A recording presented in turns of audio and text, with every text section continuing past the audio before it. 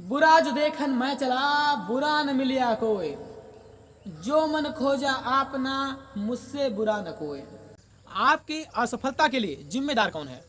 क्या आपके माता पिता, जो चाहते तो हैं कि उनके बच्चे खूब नाम रोशन करें, खूब आगे बढ़े, खूब तरक्की करें, लेकिन वही माता पिता ये कभी नहीं चाहते हैं कि उनके बच्चे रिस्क लें, कुछ ऐसा कर दिखाएं जो इस पूरी दुनिया में किसी ने नहीं किया।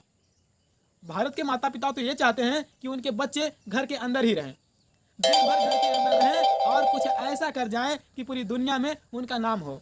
या फिर हमारा एजुकेशन सिस्टम जो लॉर्ड मैकॉले में 1835 में सिर्फ इसलिए बनवाया था ताकि वो हमें मानसिक रूप से गुलाम बना सके, उसकी हर बात को वो हमसे फॉलो करवा सके और उसमें हम अपना कोई भी दिमाग नहीं लगा सकते हैं। और आज हो भी यही रहा है, जब भी हमें व्हाट्सएप पर कोई भी न्यूज आती है, चाहे वो फेक ही न्यूज हो, हम अपना बिना दिमाग लगाए, बिना सोचे समझे उसे फॉरवर्ड करने में लग जाते हैं, क्योंकि हमारा एजुकेशन सिस्टम ने हमें सेल्फ अवेयरनेस जैसी कोई चीज़ सिखाई नहीं।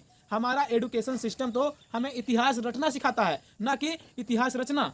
और सबसे बड़ी दुख की बात यह है कि जिस एजुकेशन सिस्टम में हम पढ़ते हैं, हर दिन जहां जाते हैं वहीं पर हमारा राष्ट्रगान जो कि जन गण मन अधिनायक जय है, हम उसे गाते तो हैं, लेकिन कई भारतीयों को उसका मायने ही नहीं पता है। या फिर जिम्मेदार हैं हमारी सरकारें, जहां यदि ये एक युवा सरकारी नौकरी पाने के लिए निकलता है ना, तो उसकी एक नौकरी को पाने के लिए उसे अपने जैसे लाखों युवाओं के साथ प्रतिस्पर्धा करना पड़ता है। चलिए मान लेते हैं कि ये सभी आपके असफलता के लिए जिम्मेदार हैं, लेकिन कई सालों से इन्हें जिम्मेदार ठहराने के बाद भी क्या सफल हो पाए? आप नहीं हो पाए, बिल्कुल नहीं, और हो भी नहीं पाएंगे।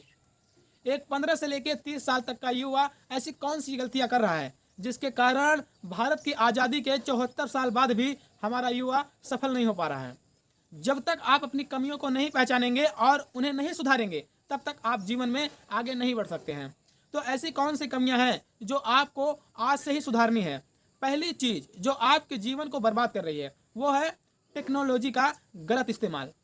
आज कोई भी इंसान अपनी पत्नी, अपने बच्चों और अपने माता पिता से भी ज़्यादा समय अपने फ़ोन के साथ गुजारता है। चाहे काम हो या ना हो, वो दिन भर अपने फ़ोन को देखता रहता है। ऐसा क्या है इस फ़ोन में? हर इंसान के फ़ोन में 5 से 6 ऐसे एप्लीकेशन होते हैं जिनमें वो दिन भर लगा रहता है। हर कुछ देर में वो उनको खोलता है, फिर बंद करता है, खोलता है, फिर बंद करता है। उसे ये बात बहुत अच्छे से पता है कि इससे उसका बहुत सारा समय बर्बाद हो रहा है, लेकिन उसके बाद भी वो ये करता रहता है। दूसरा सबसे बड़ा कारण है कि आज के युवाओं का रिलेशनशिप, जो साल में मौसम की तरह कई बार बदल जाता है। पहले ये परेशान रहते हैं कि हमारी ज़िंदगी में कोई है नहीं, जब कोई आ जाता है तो परेशान रहते हैं कि आया क्यों, और जब वो उसे छोड़ कर चला जाता है तो फिर परेशान रहते हैं कि इसने हमें धोखा दिया। और इसी धोखे से उबरने के लिए वो अपने जीवन के कई सारे साल को बर्बाद कर देता है। बाबू जानू सोना करने के चक्कर में वो ये भूल जाते हैं कि उनकी ज़िंदगी में इससे भी ज़्यादा कुछ महत्वपूर्ण है। पहले वो एक दूसरे से वादा करते हैं कि एक दूसरे के साथ रहेंगे, लेकिन फिर न वो दोनों एक दूसरे के साथ रहते हैं और ना ही ये समय उनके साथ रहता है। तीसरा और सबसे महत्वपूर्ण कारण है, आज हम भारतीय बहुत ही फक्र के साथ कहते हैं, और होना भी चाहिए, कि हमारे सुंदर विचार गूगल के सीईओ हैं, और ऐसी बहुत सारे भारतीय विदेशी कंपनियों के लिए बहुत अच्छा कर रहे हैं। लेकिन आज हमें और हमारे देश को इस बात की ज़रूरत है कि हमें ऐसी कंपनियों में नौकरी करने के बजाय ऐसी कंपनियां खुद खड़ी करें। लेकिन हमारे देश में तो उल्टा ही हो रहा है ना। फ्लिपकार्ट और पेटीएम जैसी बड़ी कंपनी बनाने के बाद भी हमने उनका मालिकाना हक विदेशी कंपनियों को दे दिए। यदि हम ध्यान लगाएं कि हम बड़ा नौकर बनने से अच्छा है ना कि छोटा मालिक भी बन जाए ना, तो हम अपने लिए और अपने देश के लिए बहुत कुछ अच्छा कर पाएंगे। खुद की गलतियों को जानने के बाद भी कब तक काम नहीं बनेगा, जब तक हम उन गलतियों को सुधार ना लें। मेरी ये बात हमेशा याद रखना कि इस दुनिया को सुनाई कम और दिखाई ज़्यादा देता है, इसलिए आप बोलने की अपेक्षा करके दिखाने पे भरोसा करें। कई बार आप अपने फैमिली पर गुस्सा हो जाते हैं कि वो आपकी बात नहीं मानते हैं। क्यों माने? सालों से आपसे बोलते तो आ रहे हैं ना कि मैं ये कर डालूंगा, वो कर डालूंगा, लेकिन आपने उन्हें करके नहीं दिखाया ना। जिस दिन आप उन्हें करके दिखा देंगे, सिर्फ आपकी फैमिली नहीं, पूरी दुनिया आपकी बात मानेगी। दूसरा, आपको अपने साथ एक्सपेरिमेंट करना होगा।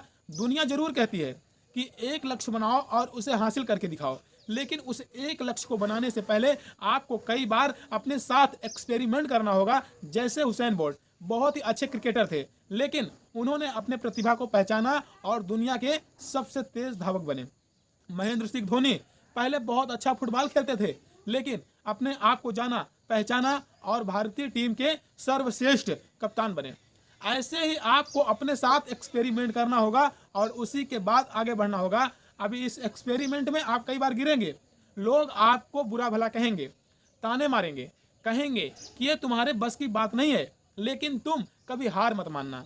अपनी गलतियों को पहचानना, उन्हें जानना, उन्हें ठीक करना और जिंदगी में आगे बढ़ना।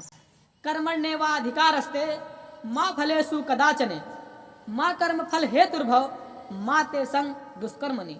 गीता जी में भी हमें यही समझाया है कि हमारे हाथ में सिर्फ कर्म करना है, फल का अधिकार हमारे हाथ में नहीं है, वो हमें ईश्वर देंगे। अच्छे कर्मों का अच्छा फल और बुरे कर्मों का बुरा फल, जिसके लिए आप हमेशा तैयार रहिए। आशा करता हूँ कि मेरी बातें आपको समझ में आई होंगी। दोस्तों, ये मेरा न्यू चैनल है माँ का सपना 143। दोस्तों, मेरे इस चैनल को जो है सपोर्ट करें, सब्सक्राइब करें और साथ ही साथ शेयर करें और कमेंट करके ज़रूर बताइएगा कि आप हमारी वीडियो कहाँ से देख रहे हैं, ताकि मुझे भी ये पता चल सके कि हमारी वीडियो कहाँ कहाँ तक जा रही है।